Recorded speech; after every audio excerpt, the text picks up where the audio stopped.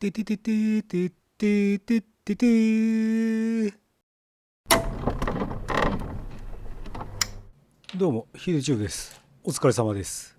さて前回こちらのリミテッドモデルクラウド作りまして、動画の中でこんなんまともに作れねえよと散々泣き言をわめき散らしましたけれども、今回なんとかしましたので、ぜひその工程をですね見ていただきたいなと思いまして動画作りました。それでは早速ですけれども制作工程見ていきましょう。どうぞ。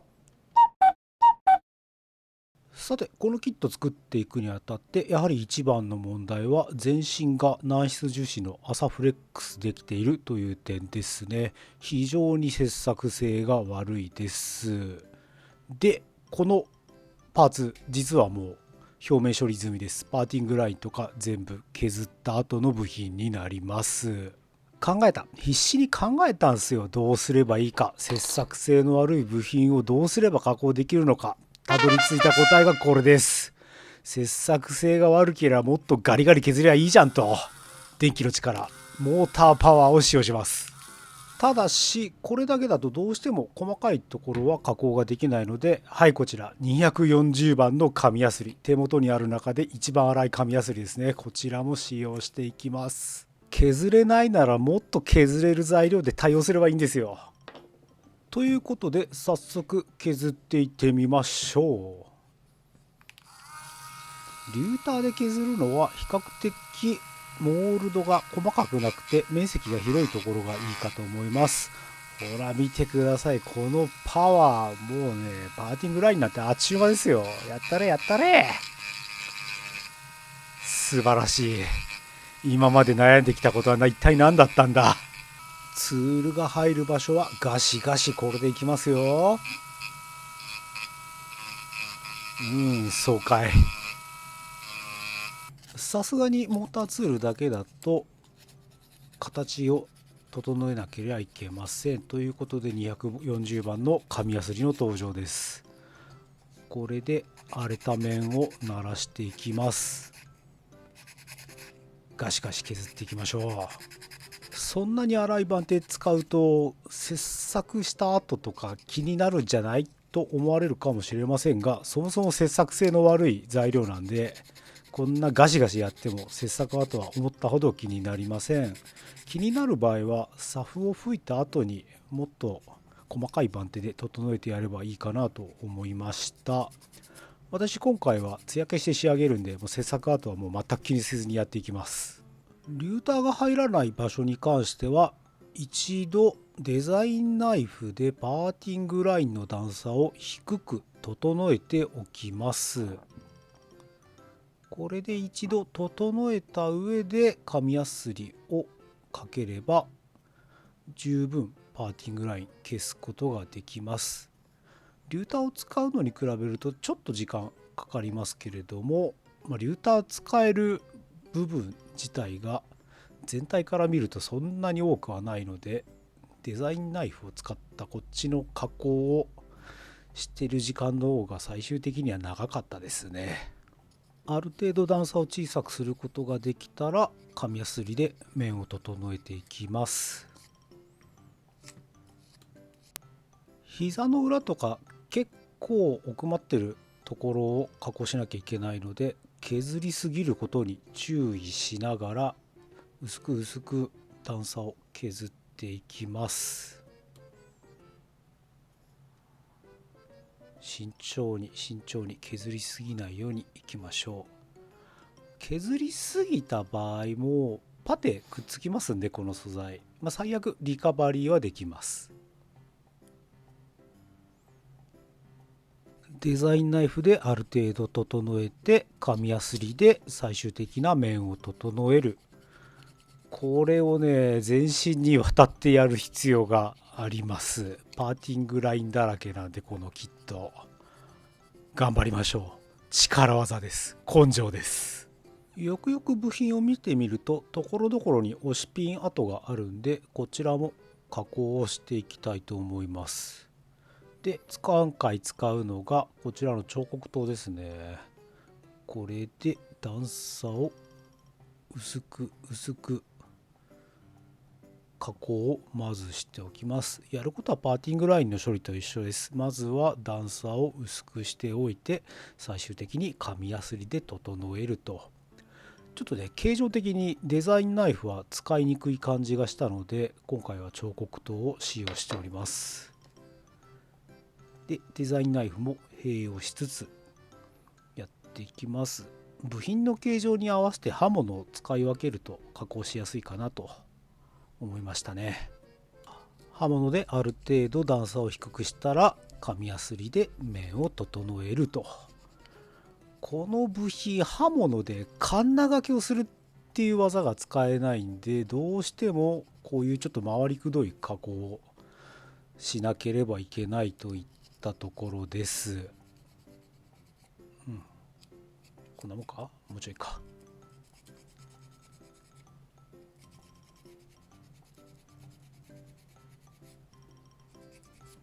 良さげですね、大体。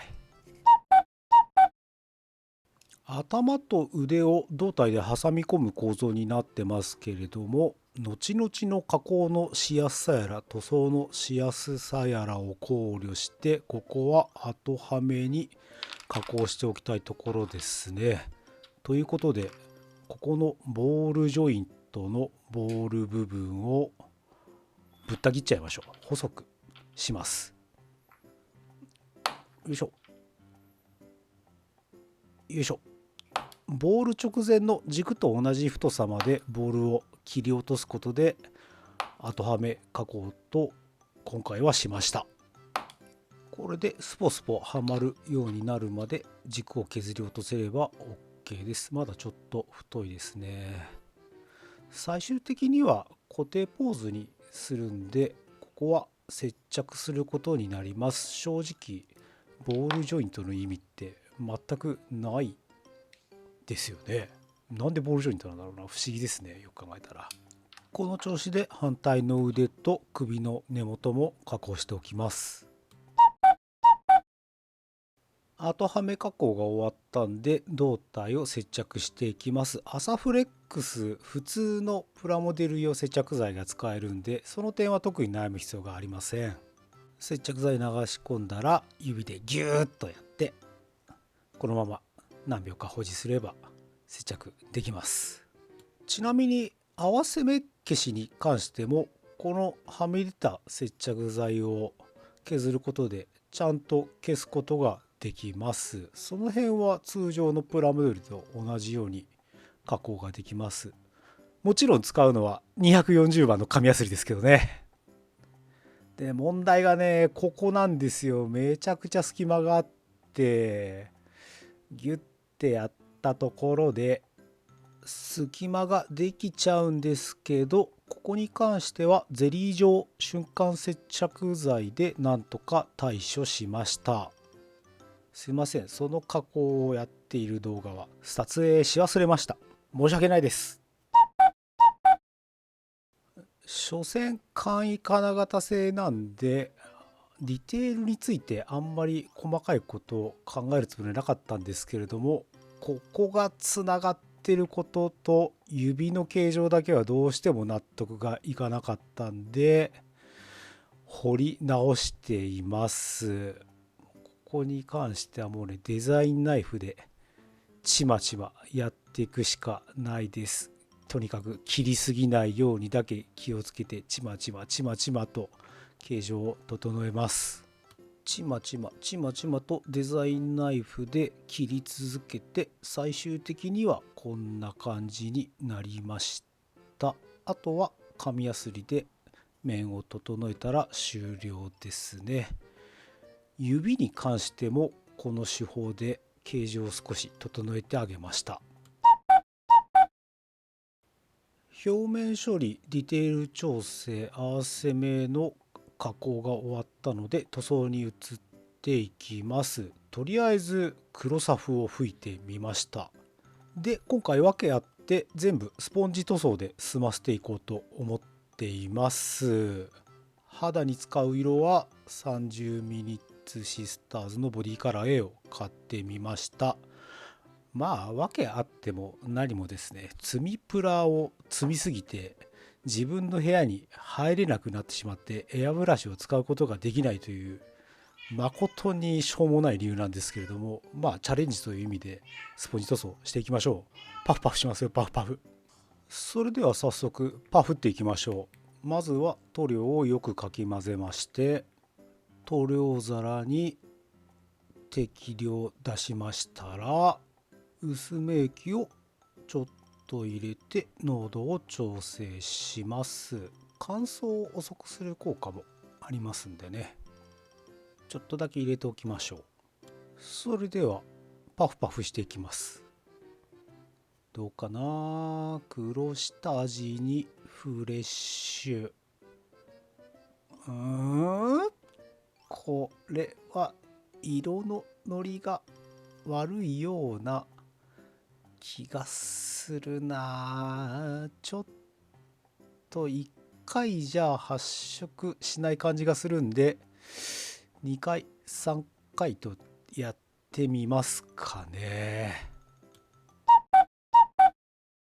いやはや黒下地にフレッシュはちょっと無謀でしたね。これじゃまるでゾンビですよ。ということで塗装を1回剥がします。剥がした上で白サフを吹いてからの、もうスポンジ塗装もめんどくさくなったんで、缶スプレーキャラクターフレッシュで塗装しようと思います。肌色に関してはもうそこで妥協します。ちなみに肌以外はスポンジ塗装でそれなりにうまく塗装できましたので、この方法で基本的には塗装をしています。肌はちょっと黒下地はきつかったですね。というわけでキャラクターフレッシュを塗った頭部に戻ってきまして、髪の毛を塗り分けするためにマスキングをしました。今回はガンダムイエローで塗っていきたいと思います。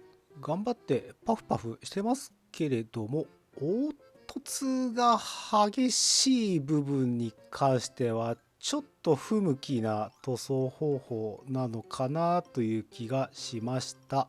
前髪部分なんかは結構凹凸が激しくてですね、隙間に入らないので、そういう部分に関しては筆であらかじめ塗っといてからスポンジ塗装するという手法をとっています。ブーツに関しても同じように一度青を塗った後にマスキングしてからブラウンを塗るという手法で塗装しました。胴体の塗り分けに関してはマスキングをするにはあまりにもめんどくさそうだったので筆で塗り分けております。ここに関してはマスキングするのは結構難しいと思うんで、筆塗りの方が確実に綺麗に塗れるんじゃないかなと思います。ブラウンが乾燥したらメタリックの塗り分けもやっていきます。こちらも筆を使いました。結構気を使いますけれども、はみ出たらねレタッチすればいいんで、気負いすぎずいい感じにやっていきます。筆塗りね結構好きなんですよ。実は楽しいですよね、筆塗り。